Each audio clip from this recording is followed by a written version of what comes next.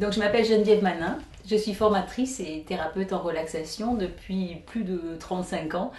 Et on me dit même que je suis pionnière en relaxation parce que j'ai travaillé beaucoup avec des enfants et j'ai adapté des méthodes classiques en fait avec l'enfant. Et actuellement, je travaille essentiellement dans l'accompagnement du deuil et aussi des problèmes de mémoire. Et ce qui me caractérise, ce qui me spécifie en plus de la relaxation, c'est que je l'applique dans tous les domaines, sur tous les plans de l'être. Donc, je vous montre de quoi je me sers.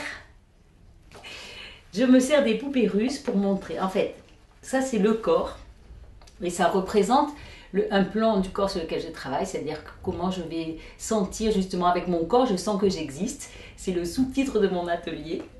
Et petit à petit, les émotions que l'on voit qui sont à l'intérieur, les pensées qui sont encore plus à l'intérieur. Ici, c'est le psychisme que j'appelle « je suis l'artiste de ma vie ». Et enfin, l'être, avec mon être, je pétille de vie. Voilà. Donc, je me sers de cette image des poupées, aussi bien pour les enfants que pour les personnes en deuil, que pour les retraités, que pour tout le monde, pour montrer que j'aborde en fait tous les niveaux de l'être.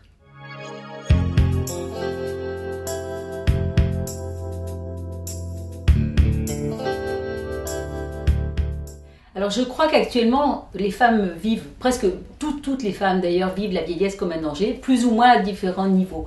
Et en fait, ce que je crois, c'est que le danger, c'est ce qui nous fait peur. Et on a peur de vieillir parce qu'on a peur de perdre. On a peur de perdre les sens, de voir moins. On a peur de perdre la mémoire. On a peur de perdre notre beauté extérieure. On a peur de perdre l'amour des autres. De ce fait, on perd l'estime de soi. On peut perdre confiance en soi, etc. C'est vraiment du niveau des émotions, toute la peur.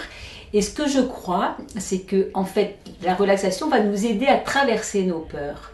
Donc, ce que j'essaye de faire, c'est de proposer aux femmes en fait, des exercices qui vont permettre de prendre conscience de la peur, de la regarder et de la traverser. Et une fois qu'on a traversé nos peurs, grâce aussi à nos pensées, grâce à nos choix, grâce à la force qu'on trouve dans notre corps, et bien à ce moment-là, on se sent plus fort. Et on a une sensation de réussite quand on a traversé une peur. Et ça nous permet d'aller de l'avant.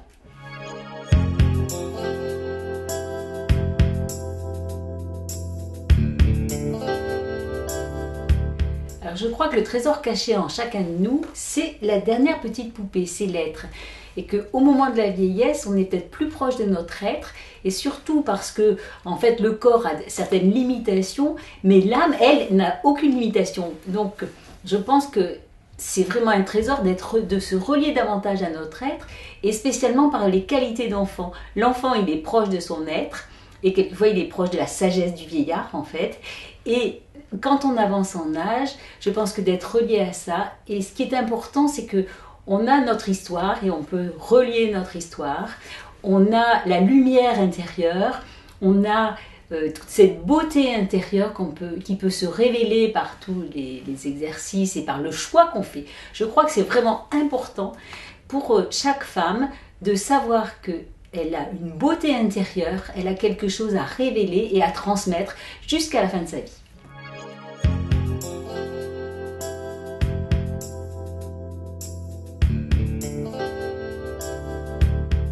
Oui, alors j'ai choisi, surtout par rapport au vieillissement, j'ai choisi quelque chose qui va permettre de se recentrer, mais tout en tenant compte de l'agitation quelquefois qui nous habite, et surtout quand on est perturbé, vous savez, ça s'agite dans le corps, on n'arrive plus à se concentrer, on est perdu, on va d'un côté, on oublie, etc.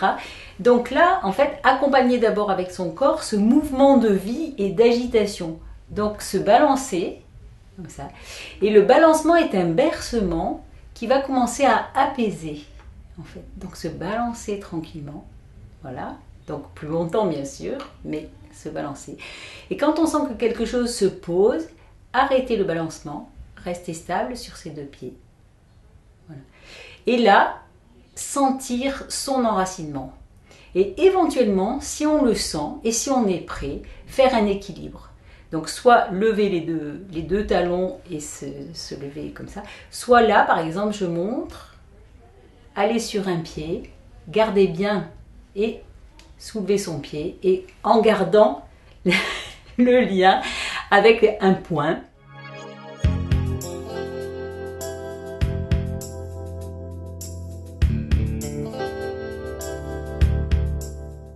Alors en fait, pour revenir à cette question de balancement, j'ai envie de te parler de la dualité. Souvent on est tendu entre deux contraires, c'est-à-dire par exemple le fait de travailler ou d'élever nos enfants, le fait que je suis contente de vieillir parce que j'avance en âge mais j'aimerais rester jeune, etc.